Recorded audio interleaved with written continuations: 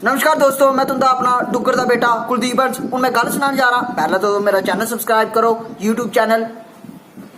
हाँ की चक्कर है यार मैं सोचा चाचू तू तो बनाना बनाना आए मैं लोग बनाए ने।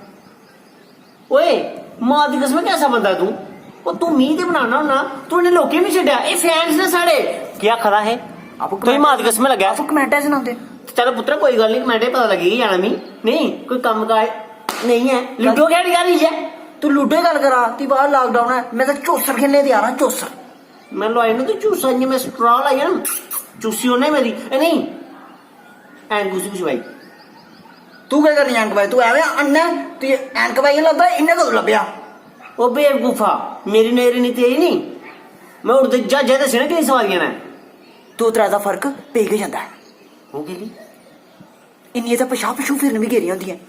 ਤੇਰਾ ਮੈਂ ਪਿਸ਼ਾਵੇ ਝੰਡੇ ਮਾਰੀਆਂ ਗੱਡੀ ਉਹਨੇ ਬਕਵਾਸ करी जा रहा तो मार ले फिर मार ले चंड मैं क्या डरना उतर पोचा दे तू ही क्या मारना पौना है।